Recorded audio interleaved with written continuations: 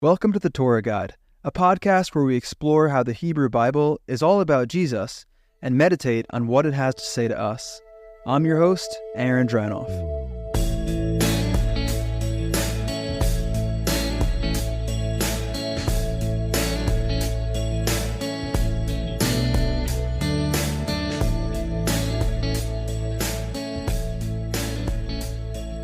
Does the Hebrew Bible, or Old Testament, say the Messiah will come twice, or is that a surprise plot twist in the New Testament?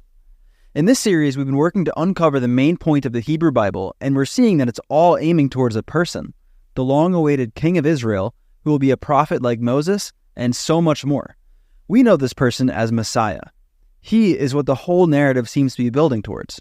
But we can actually be even more confident than that. The authors embed their own interpretation of what the Torah is about. So that's what we're going to look at today, these moments where the authors interpret their own story.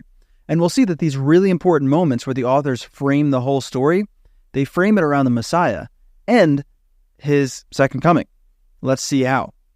So just to remind you guys, in this series, we're unpacking the teachings from our animated short series.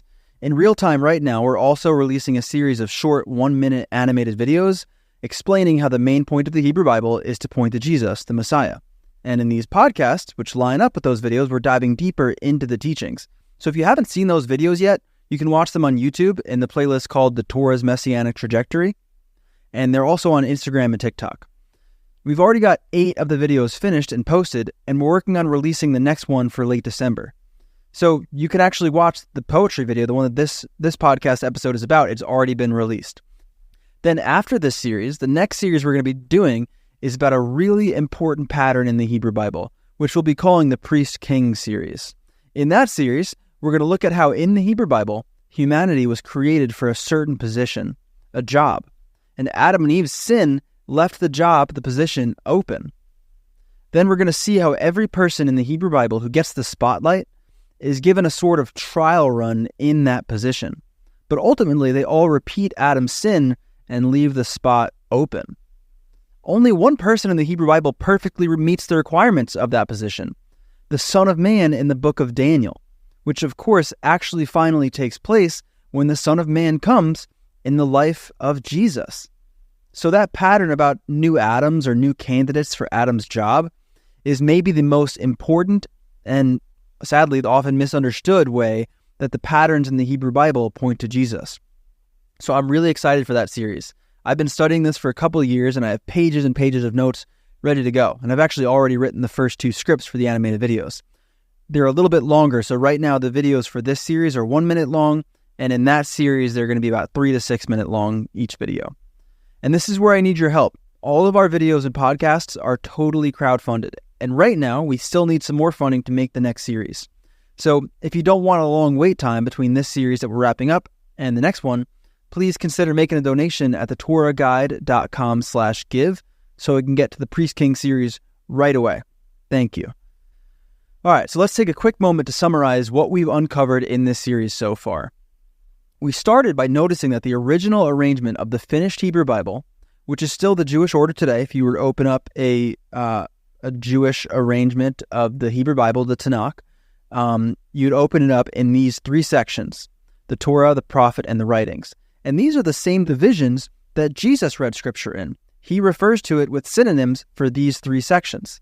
So the Hebrew Bible that Jesus was familiar with was the Torah, the Prophets, and the Writings.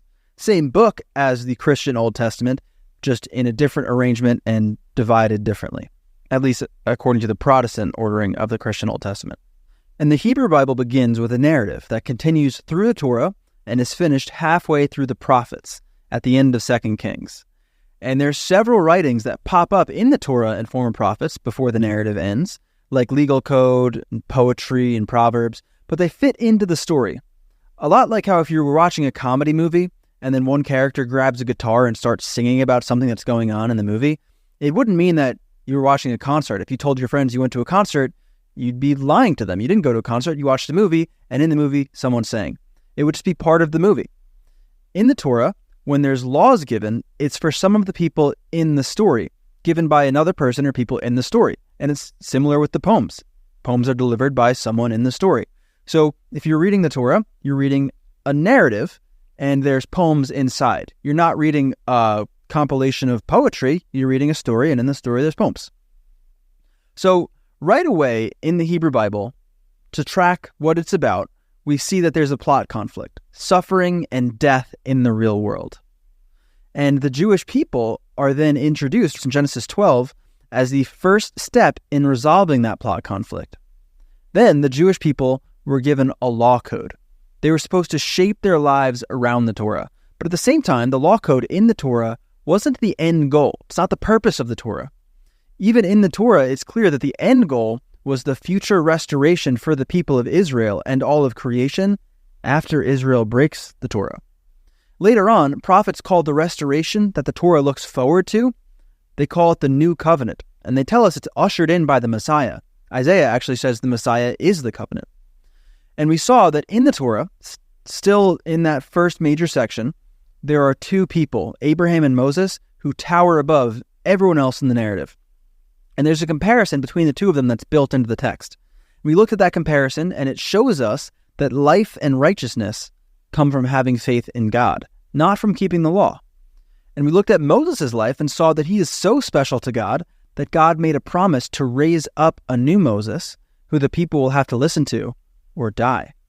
Then we saw that the prophets picked up this promise, the second section, the prophets, picked up the promise that God made for a new Moses and gives us some really powerful and meaningful descriptions about him that were ultimately brought about in the life of Jesus. We took a mini look at that, but we're really going to come around and how the life of Jesus fulfills all of this at the end of the series. So now we're going to pause following the narrative and take a look at some of the design features that the authors placed into their work to help us interpret the narrative and to make sure we're understanding it correctly. So in the Torah, every time the story shifts gears, there's a poem. It's actually very similar to how musicals work. In a musical, when a dramatic moment happens that the writer wants you to meditate on, there's a song about what happened in the past that helps you process and feel what's happened in the story. And it also usually gets you ready for things that are coming. It's the same thing in the Torah. There's many moments in the Torah that are slowed down with poetry, and actually they're usually called songs. But at every turning point in the story, there's a poem at all these structurally significant places. Which means whenever the Torah shifts from Adam and Eve in the Garden of Eden to their exile, there's a poem in Genesis 3. When it shifts from following the patriarchs, Abraham, Isaac, Jacob, and his sons, to the people of Israel, there's a poem first in Genesis 49. After the 10 plagues and God rescuing Israel from Egypt through the sea, there's a poem in Exodus 15 before their wilderness wanderings. At the end of Israel's wandering in the wilderness, there's poems in Numbers 23 and 24. And then at the end of the entire Torah, that's also capped with a poem, Deuteronomy 32 and 33. Right now, we're just going to do a flyover of what the poems teach all together. And one of the most important messages they send is that the person they're about, the king of Israel, who is later called the Messiah, will suffer and die, but also reign forever. You should know that in the last series, Introduction to the Torah, we spent 3 episodes really unpacking the imagery in these poems. So if you haven't listened to that series, and this kind of seems way too fast, you should listen to those 3 episodes where we slowly unpack all of these poems. These poems all talk about Israel's future. Most of them actually directly say they're about the future. Here's how the poem after the patriarchs in Genesis 49 does it. Then Jacob summoned his sons and said, "Assemble yourselves, so that I may tell you what will happen to you in the days to come." This is the same way that each of the major structural poems work, and most of them even use that same phrase, the days to come. They're saying that they're about the days to come, the days in the future. Then after Jacob's poem, where he blessed his sons and told them he's talking about the future, the poet identified those blessings as not actually directly for Jacob's sons, but actually for the tribes of Israel who descend from each of his sons. He says, right after the poem, all these are the 12 tribes of Israel, and this is what their father said to them when he blessed them. He blessed them, every one, with the blessing appropriate to him. So what he means by all the blessings appropriate to him for each son is that each son's blessing is described, is given with imagery from that son's actual life story in the book of Genesis. So the poem draws on the son's actual life to show what the future will be like for that son's tribe. That's what it means when he says all these sons are the 12 tribes of Israel. And this is what their father said to them when he blessed them. So it's tying the son's life together with the tribe in the future who will come from them. So all the poems, not just this one in Genesis 49, but all the ones we talked about, Genesis 3, 49, Exodus 15, Numbers 23 and 24, Deuteronomy 32 and 33, they all share the same themes and build on each other. They talk about someone from the tribe of Judah who will reign as king forever. The poem at the end of Genesis says, "The scepter will not depart from Judah, nor the ruler's staff from between his feet, until Shiloh comes, and to him shall be the obedience of all the peoples." Genesis 49:10. But at the same time, they talk about someone who would be righteous, like Joseph. He would be a ruler, yet he would also suffer and even die. In the last poem in the Torah about Joseph, Deuteronomy 33, it calls him the firstborn ox. Specifically, in the language it was written in, Hebrew, it calls him the firstborn shor, which is a specific type of ox. There's multiple types of ox in the Hebrew Bible. And this one, the shor, is a very specific animal in the Torah. In the Torah, there's a command that every firstborn must be sacrificed. This has to do with God saving all of the firstborn Israelites from death when all the firstborn Egyptians were killed during the Exodus. So this is actually drawing on something in the past again and talking about the future. And when God saved Israelite firstborns from this plague of killing the firstborns, it's a reminder that they belong to God and that God is their rescue. So this mandate that Israel has to sacrifice all firstborns of every animal is to remember that they were rescued from Egypt and that they belong to God. But just notice, this is very important, the firstborn human must be redeemed. So the firstborn human is not put to death, but it should die. So instead of dying, God has them redeem it, buy it back, paid for another way, so that the firstborn human is not put to death, because God doesn't want human sacrifices. The God of the Hebrew Bible is consistently repulsed by human sacrifices. So every human must be redeemed. Every animal can be redeemed. Every firstborn animal can be redeemed, except for 3 animals. So that's true except for 3 animals. Every firstborn animal in Israel must be put to death or redeemed. Bought and redeemed means, again, paid for another way so that it can live. And the firstborn shor, which is the future Joseph-like person, remember Joseph, in this poem, the future Joseph-like person is called a firstborn shor. The shor is one of the only 3 animals that the firstborn cannot be redeemed. The firstborn shor is always sacrificed. And this poem draws attention, Deuteronomy 33, draws attention to the fact that this person, like Joseph, who's a prince among his brothers, will not only be a shor, but he'll be a firstborn shor. He says, "May these rest on the head of Joseph, on the pate of him who is prince among his brothers. A firstborn shor, he has majesty, and his horns are the horns of a wild ox. With him he shall gore the peoples, all of them, to the ends of the earth. They are the tens thousands of Ephraim, and they are the thousands of Manasseh." That's Deuteronomy 33, 16, and 17. So notice that the same Joseph who is a sacrificial bull, a firstborn shor, will also have victory over all the people of the earth. And that's actually exactly what Genesis 49 said about the person descended from Judah. "And to him shall be obedience of the peoples." So I just want you to already notice that really on every level, these poems are tied together. They're tying the imagery of Joseph and this person who descends from Judah together. Later, the Torah, the prophets, and the writings all pick up this imagery and together describe Mashiach, the Messiah, as a suffering servant like Joseph and a king from the line of Judah descended from King David. So here's something really interesting. Many Jewish sages and rabbis have noticed these 2 portraits of Messiah in the Hebrew Bible. the Messiah like Joseph who suffers and even dies, and then one from the line of David who rules as king. In Rabbinic Judaism, they've made sense of these two portraits by saying there will be two different Messiahs, a Messiah ben Joseph and a Messiah ben David, so one from the line of Joseph and one from the line of David. Most people have never heard that Judaism teaches two Messiahs, but the two Messiah idea is all over rabbinic literature. It's in the Talmud, the Midrashim, the Zohar, the Responsa. It's really all over. The rabbis aren't making it up, though. They're getting it from the Hebrew Bible.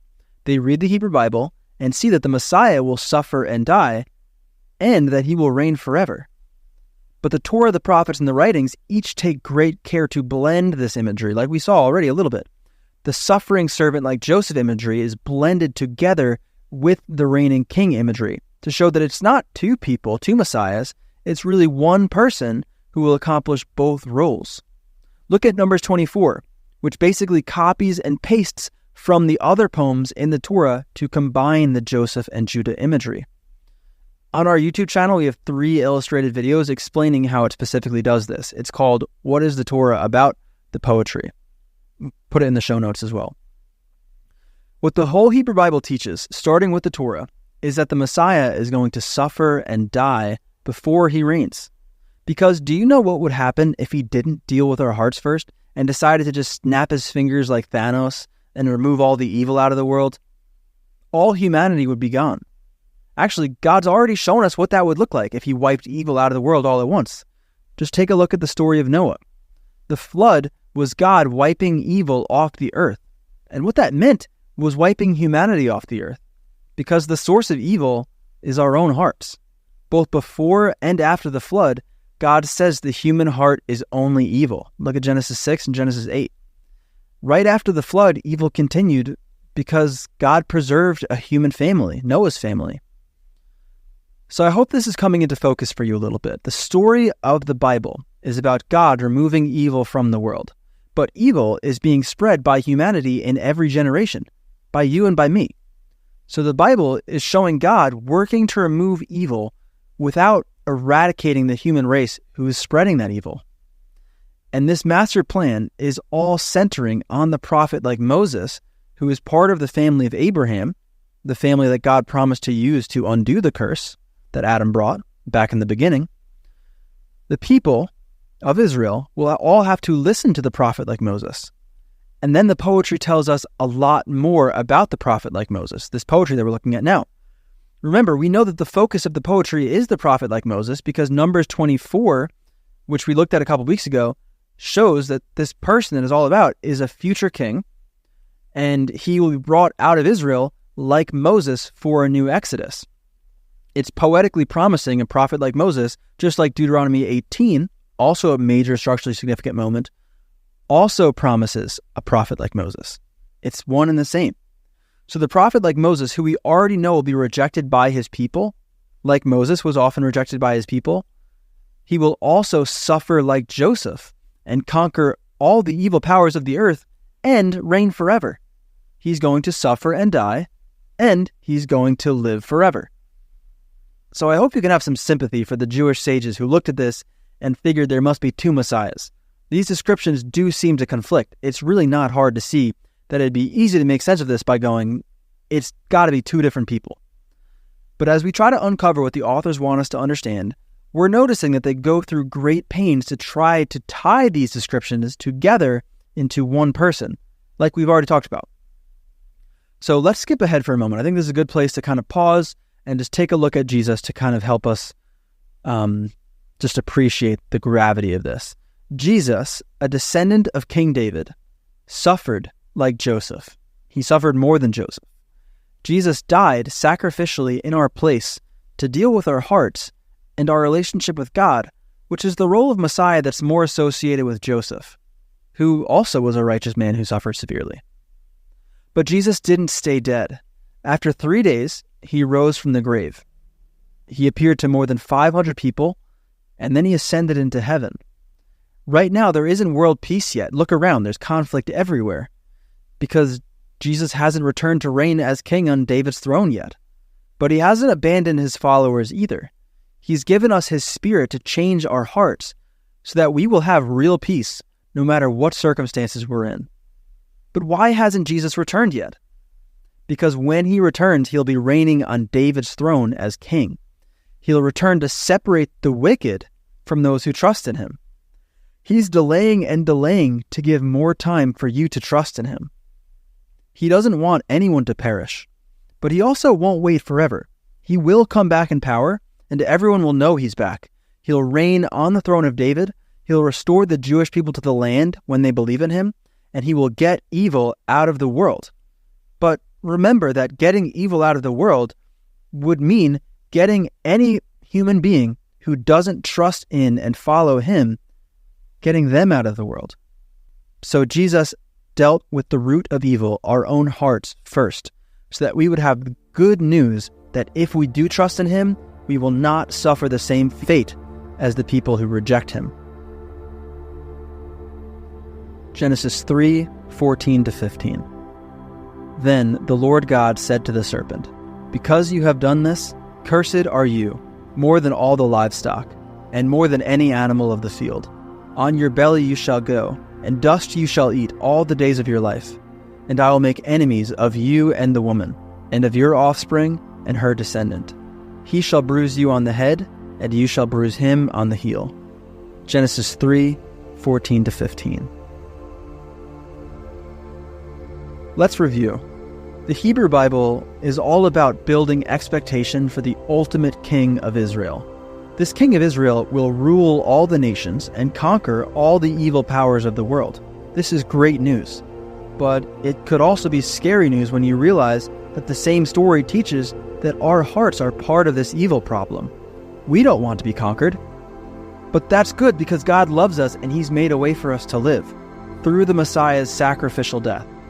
God sent his son, Jesus, to pay for the sins of the world, so that anyone who trusts in him will not be wiped away with everyone else, the evildoers, but will have life forever. For those who trust in the Messiah, we remain in the world that is, for now, filled with suffering, death, and evil. But we're filled with the Spirit of God who gives us inner peace. And through the Spirit of God, our hearts are restored. So we won't keep continuing to spread evil. Instead, we can follow and learn to be good by following the good King, the Messiah. Jesus, the Messiah, has come and he suffered the price for our sins. And he will come back in power to reign on the throne of David and remove all evil from the world, which will mean removing all those who refuse to let the Spirit of God restore their hearts. Let's meditate on this together. I'm going to ask some questions. Really think about these questions. And if you need to pause so you can think or to pray, go ahead and do that. First question: what suffering do you notice in the world around you right now?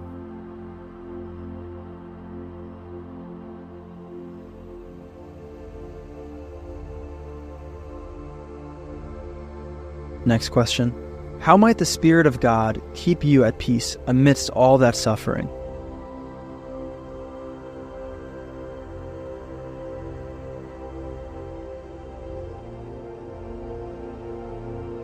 And last, how is the return of King Jesus a message of hope for our world?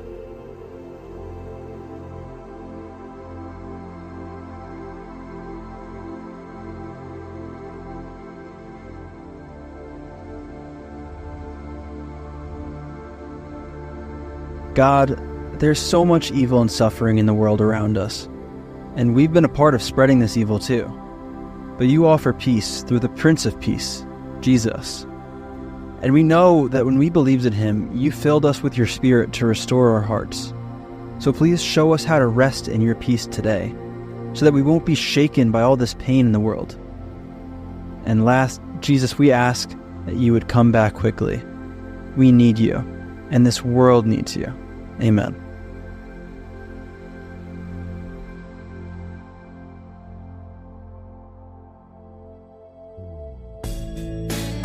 Thanks for listening to this episode of the Torah Guide podcast. If you want to meditate on this lesson some more, check out the video and reading plan that go along with it, either at thetorahguide.com or on Instagram and Facebook. The Torah Guide is a totally crowdfunded nonprofit that makes all sorts of resources to help you read the Hebrew Bible and discover Jesus, including this podcast, animated videos, devotionals, reading plans, and more. And we're able to do it because of generous people like you. So if you want to be a part of helping people discover how the Hebrew Bible points to Jesus, you can sign up to become a monthly supporter or make a one-time gift at thetorahguide.com/give.